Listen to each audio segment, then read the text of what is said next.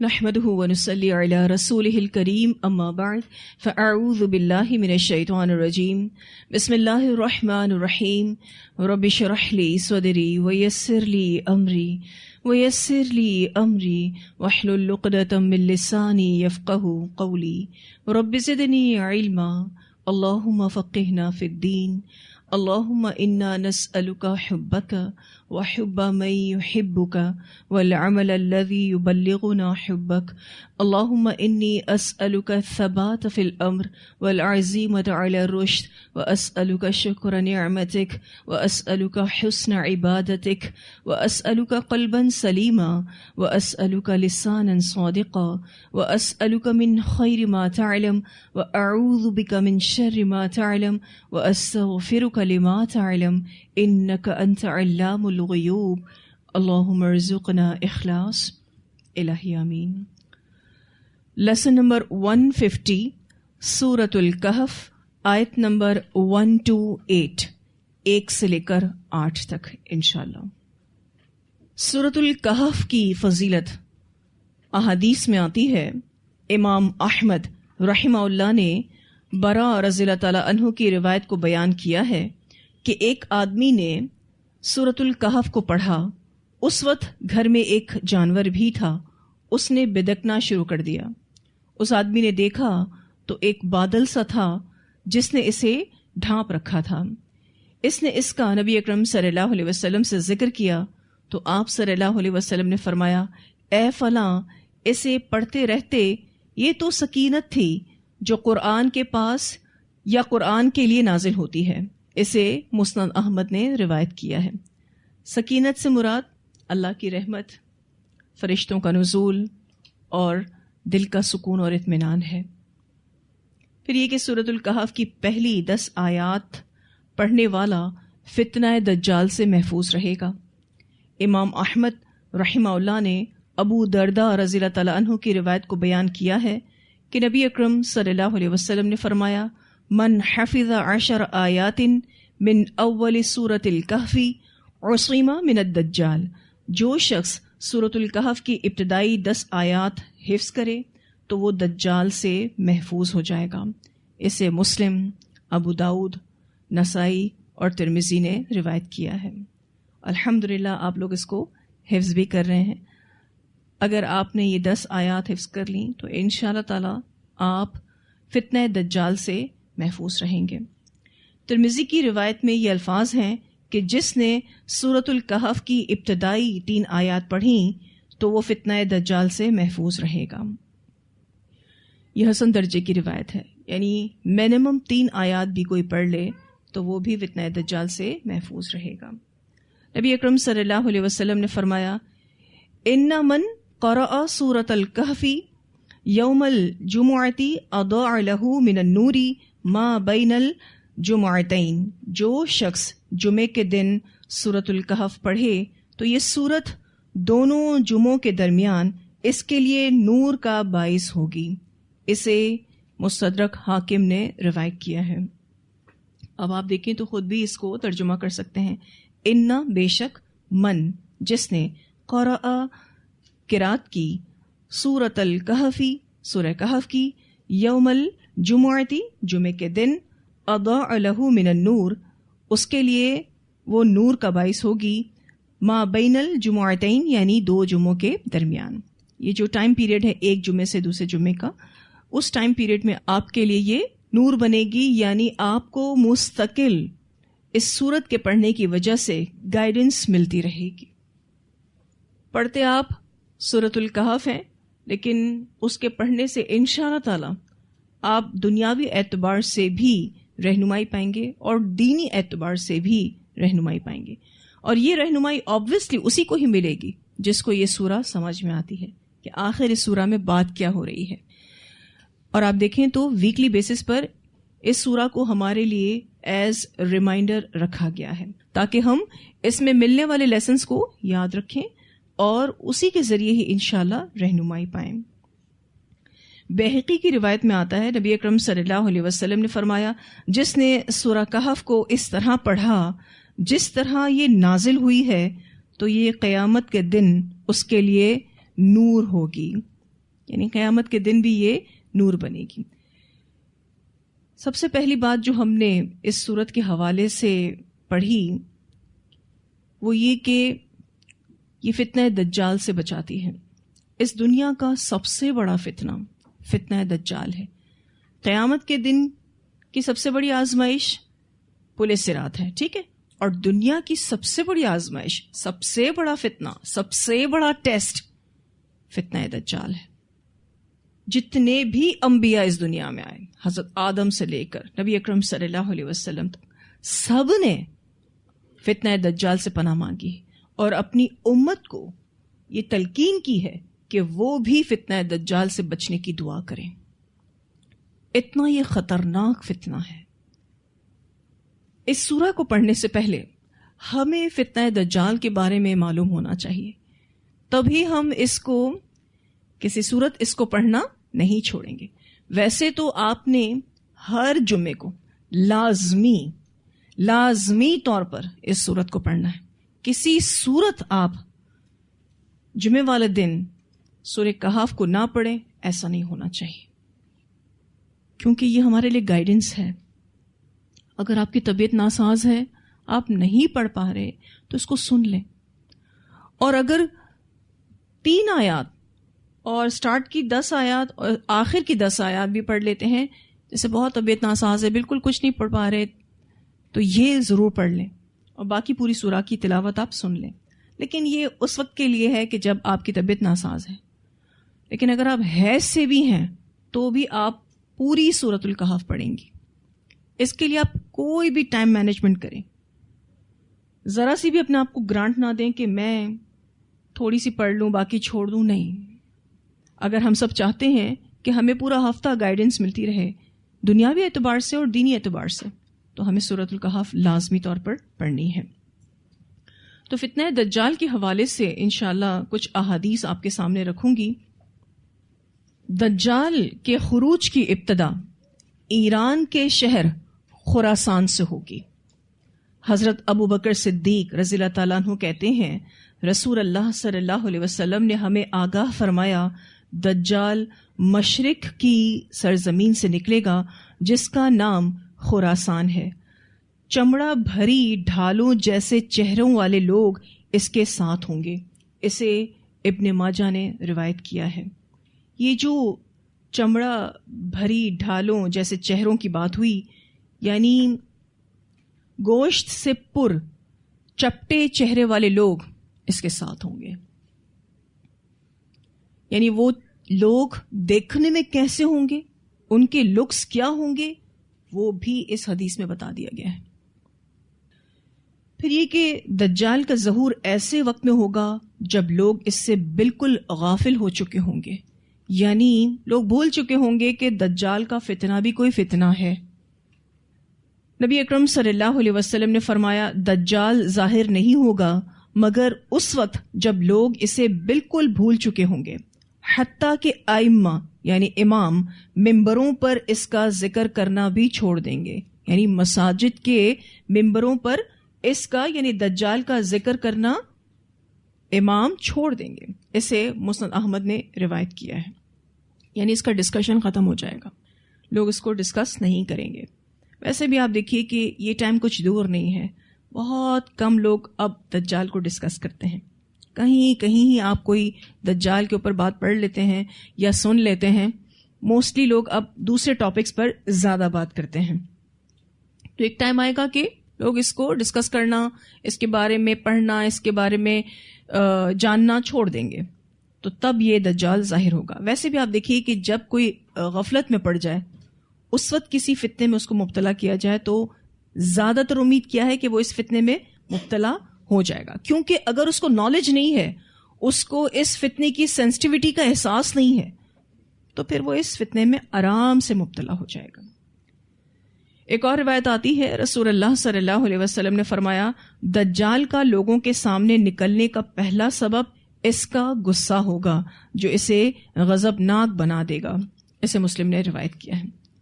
یعنی جب دجال باہر آ رہا ہوگا تو ریزن اس کا اپنا غصہ بنے گا, اور پھر وہ جب لوگوں کے سامنے آئے گا تو وہ بہت ہی غضبناک ہوگا. اب سوال ہی پیدا ہوتا ہے کہ یہ دجال ہے کہاں؟ حدیث سے تو پتہ چلتا ہے کہ آلریڈی اس دنیا میں موجود ہے، لیکن اس کو جکڑ کر رکھا گیا ہے۔ اس بارے میں روایت آتی ہے، حضرت فاطمہ بنت قیس رضی اللہ تعالی عنہا سے روایت ہے کہ ایک رات رسول اللہ صلی اللہ علیہ وسلم عشاء کی نماز کے لیے دیر سے تشریف لائے اور فرمایا مجھے تمیم داری، یعنی ایک عیسائی عالم جو بعد میں مسلمان ہو گئے تھے، کہ ان باتوں نے روک لیا جو وہ مجھ سے کر رہا تھا۔ یعنی تمیم داری جو تھے وہ نبی اکرم صلی اللہ علیہ وسلم سے کچھ بات کر رہے تھے، اس وجہ سے رسول اللہ صلی اللہ علیہ وسلم لیٹ ہو گئے۔ تمیم نے ایک آدمی کے حوالے سے مجھے بتایا کہ وہ آدمی سمندر کے کسی جزیرے پر پہنچ گیا، یعنی کشتی کے سمندری طوفان میں پھنس جانے کی وجہ سے وہ کسی جزیرے پر پہنچ گیا، جہاں اسے ایک عورت ملی جو اپنے بالوں کو کھینچ رہی تھی۔ اس آدمی نے عورت سے پوچھا تو کون ہے؟ عورت نے جواب دیا میں جاسوس ہوں، یعنی دجال کی، میں دجال کی جاسوس ہوں، تو ذرا اس محل کی طرف آ۔ میں اس محل کی طرف چلا گیا، وہاں میں نے ایک آدمی دیکھا جو بالوں کو کھینچ رہا تھا، توق اور سلاسل میں جکڑا ہوا تھا اور زمین اور آسمان کے درمیان اچھل کود کر رہا تھا، یعنی وہ کوشش کر رہا تھا اپنے آپ کو چھڑانے کی۔ میں نے پوچھا تو کون ہے؟ اس آدمی نے جواب دیا میں دجال ہوں۔ پھر دجال نے پوچھا کیا امیوں کے نبی ظاہر ہو گئے؟ اس آدمی نے جواب دیا ہاں۔ دجال نے پوچھا لوگوں نے اس کی اطاعت کی ہے یا نافرمانی؟ اس آدمی نے کہا اطاعت۔ دجال نے کہا یہ ان کے لیے اچھا ہے۔ اسے ابو داؤد نے روایت کیا ہے، یعنی یہ آلریڈی اس دنیا میں موجود ہے، اور کہا جاتا ہے کہ بحر ہند کے کسی نامعلوم جزیرے پر زنجیروں سے جکڑا ہوا ہے۔ واللہ اعلم، اللہ تعالیٰ نے اس کو ابھی ہائیڈ رکھا ہوا ہے، اور جب اس کو ایگزٹ ملے گا وہ بھی اللہ ہی کے اذن سے ملے گا، اور یہ ایک لاسٹ اور سب سے بڑا ٹیسٹ ہوگا اس دنیا میں زندہ لوگوں کے لیے۔ نبی اکرم صلی اللہ علیہ وسلم نے ہر نماز میں اس فتنہ دجال سے پناہ مانگی، تو موجود ہے، اور اس کو یہ بھی پتا ہے رسول اللہ صلی اللہ علیہ وسلم آئیں گے، اور اگر لوگ اس کے اطاعت کر رہے ہیں تو اچھی بات ہے، نافرمانی کریں گے تو پھر ان کے لیے اچھا نہیں ہے۔ ایک اور روایت آتی ہے، نبی اکرم صلی اللہ علیہ وسلم نے فرمایا آگاہ رہو دجال شام یا یمن کے سمندر میں موجود ہے۔ پھر فرمایا نہیں بلکہ وہ مشرق کی طرف ہے، وہ مشرق کی طرف ہے، وہ مشرق کی طرف ہے۔ پھر آپ صلی اللہ علیہ وسلم نے اپنے ہاتھ مبارک سے مشرق کی طرف اشارہ کیا۔ اسی سے پتہ چلتا ہے کہ بحر ہند کے کسی سمندر میں موجود جزیرے پر یہ موجود ہے۔ اسے مسلم نے روایت کیا ہے۔ نبی اکرم صلی اللہ علیہ وسلم نے پہلے فرمایا کہ شام یا یمن کے سمندر میں یہ موجود ہے، پھر فوراً ہی اس کی تردید کی اور تاکید کے ساتھ یہ بتایا کہ مشرق کے کسی سمندر میں یہ موجود ہے، اور 3 بار یہ جملہ دہرایا تاکہ کریکشن ہو جائے۔ جو حدیث کے شارح ہیں، جو حدیث کی تشریح کرتے ہیں، وہ یہ بتاتے ہیں کہ آپ صلی اللہ علیہ وسلم نے جو پہلی بات کہی وہ ٹھیک نہیں تھی، اسی وجہ سے اس کی کریکشن کر دی گئی، اور یہ کریکشن بذریعہ وہی ہوئی تھی۔ نبی اکرم صلی اللہ علیہ وسلم نے جو پہلی بات کو کینسل کیا اور جو دوسری بات بتائی تاکہ لوگوں کو کنفرم ہو جائے کہ دوسری والی بات درست بات ہے، تو وحی کے ذریعے تصحیح کی گئی۔ اب یہ دجال ہے کون؟ اس بارے میں ایک روایت آتی ہے، حضرت ابو سعید خدری رضی اللہ تعالیٰ عنہ کہتے ہیں ابن سعید نے مجھ سے کچھ باتیں کی جن کی وجہ سے مجھے اسے برا کہنے میں شرم محسوس ہوئی۔ کہنے لگا میں نے اپنے بارے میں لوگوں سے معذرت کی کہ میں دجال نہیں ہوں۔ یہ جو ابن سعید تھا اس نے کچھ ایسی باتیں کی کہ جس سے ڈاؤٹ ہو رہا تھا کہ یہ دجال ہے، لیکن پھر اس نے لوگوں سے معذرت کی نہیں میں دجال تھوڑی نہ ہوں، لیکن اے اصحاب رسول صلی اللہ علیہ وسلم معلوم نہیں تمہیں میرے بارے میں کیا گمان ہو گیا ہے۔ ابو سعید خدری کو اس نے کہا مجھے نہیں سمجھ میں آ رہا، کس نے کہا؟ ابن سعید نے کہا مجھے نہیں سمجھ میں آ رہا کہ تمہیں میرے بارے میں کیا گمان ہو گیا ہے۔ کیا رسول اللہ صلی اللہ علیہ وسلم نے نہیں فرمایا کہ دجال یہودی ہوگا اور میں تو مسلمان ہوں؟ ایکچولی یہ مدینہ کے یہودی گھرانے میں پیدا ہوا تھا، ٹھیک ہے، اور اس کا اوریجنل نام صاف تھا، ٹھیک ہے، جو پہلے اسلام لایا پھر بعد میں مرتد ہو گیا تھا۔ اس شخص کی کنیت ابن سیاد یا ابن سعید تھی. اب اس کا کوئی ڈائلاگ ہوا اس صحابی سے, ٹھیک ہے. اب صحابی کو لگا یہ ایسی باتیں کر رہا ہے کہ یہ دجال تو نہیں. تو اس نے کہا میں دجال نہیں ہوں, تمہیں کیوں مجھ پر ڈاؤٹ ہو رہا ہے؟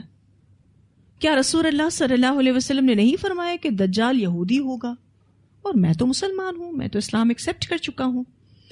رسول اللہ صلی اللہ علیہ وسلم نے فرمایا کہ دجال کی اولاد نہیں ہوگی اور میری اولاد ہے.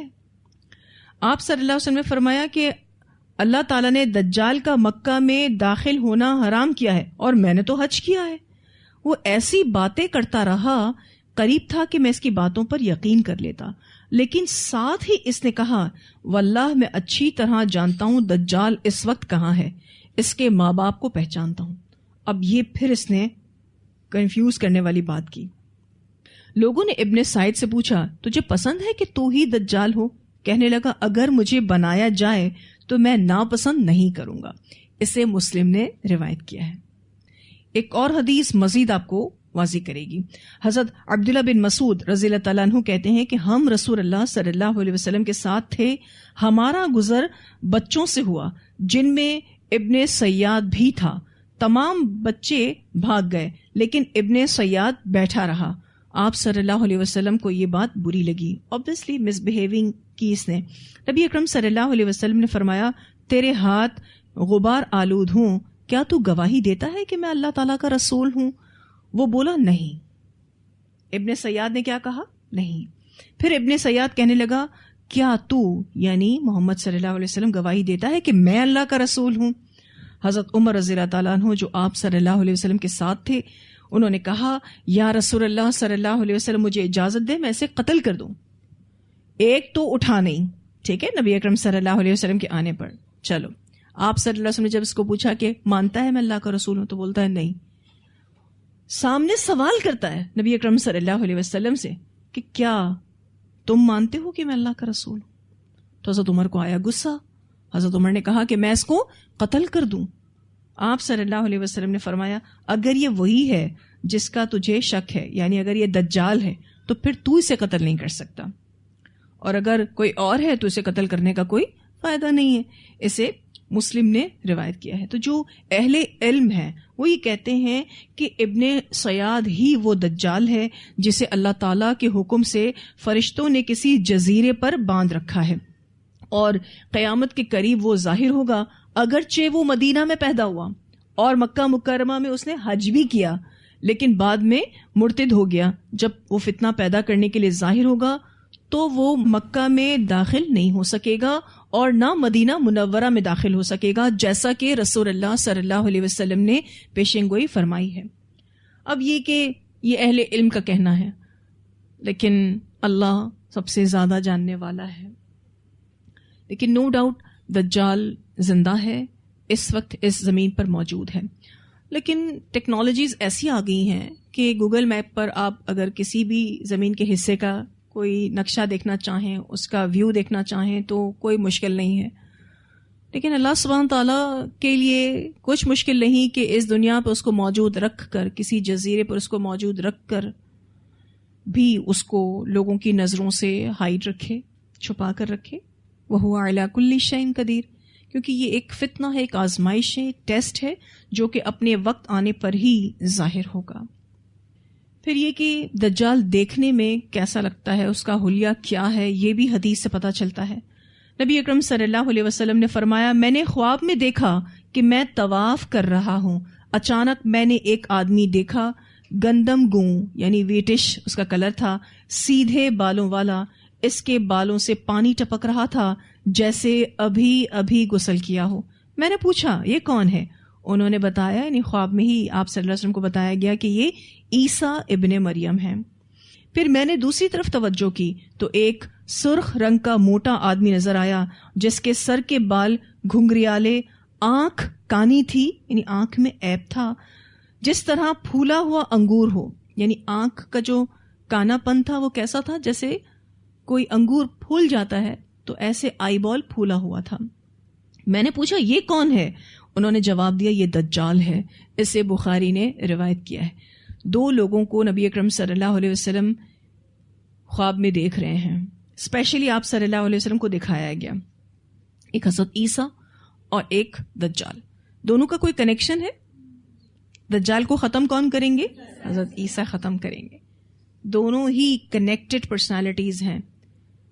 نبی اکرم صلی اللہ علیہ وسلم کے دور میں اگر وہ ظاہر ہو جاتا تو اس کو آپ صلی اللہ علیہ وسلم قتل کرتے، کیونکہ یہ پاور صرف اور صرف نبی اکرم صلی اللہ علیہ وسلم کو دی گئی. لیکن اگر یہ نبی اکرم صلی اللہ علیہ وسلم کے دور کے بعد آئے گا، جیسے کہ خود نبی اکرم صلی اللہ علیہ وسلم نے بتایا، تو پھر اس کو قتل حضرت عیسیٰ کریں گے. کوئی اور اس کو قتل نہیں کر سکتا. پھر یہ کہ دجال کی دونوں آنکھوں کے درمیان کافر لکھا ہوا ہے. کس طرح لکھا ہوا ہے، کیسے دکھے گا یہ لکھا ہوا، واللہ اعلم. نبی اکرم صلی اللہ علیہ وسلم نے فرمایا کوئی نبی ایسا نہیں آیا جس نے اپنی امت کو کانے اور جھوٹے دجال سے نہ ڈرایا ہو. آگاہ رہو وہ کانا ہوگا اور تمہارا رب کانا نہیں ہے، اور دجال کی دونوں آنکھوں کے درمیان کافر لکھا ہوگا. اسے بخاری نے روایت کیا ہے. پھر یہ کہ نبی اکرم صلی اللہ علیہ وسلم نے یہ بات بھی بتائی کہ کافر کا لفظ ہر مسلمان پڑھ لے گا، خواہ وہ پڑھا لکھا ہو یا ان پڑھ ہو. ہر مسلمان کو اس کی دونوں آنکھوں کے درمیان کافر لکھا ہوا نظر آ جائے گا. ہو سکتا ہے کہ کوئی بہت ہی چھپے انداز میں لکھا ہو کہ جس کو صرف اور صرف مسلمان ہی پڑھ سکیں گے، خواہ وہ پڑھے لکھے ہوں خواہ وہ ان پڑھ ہوں. اب یہ جو حدیث ابھی ہم نے پڑھی، اس میں آپ دیکھیں تو نبی اکرم صلی اللہ علیہ وسلم نے یہ بتایا کہ تمام انبیاء نے اپنی امت کو اس فتنے سے ڈرایا، اور پھر یہ بتایا کہ یاد رکھنا یہ بات کہ دجال کانا ہے اور تمہارا رب کانا نہیں ہے. یہ بات اس لیے بتائی آپ صلی اللہ علیہ وسلم نے کیونکہ دجال رب ہونے کا دعویٰ کرے گا کہ میں تمہارا رب ہوں. دیکھو میرے پاس تو جنت بھی ہے، میرے پاس تو دوزخ بھی ہے، لیکن یاد رکھنا تمہارا رب کانا نہیں ہے. اور پھر آپ دیکھیے کہ ایک اور علامت بھی بتائی کہ دونوں آنکھوں کے درمیان کافر لکھا ہوگا.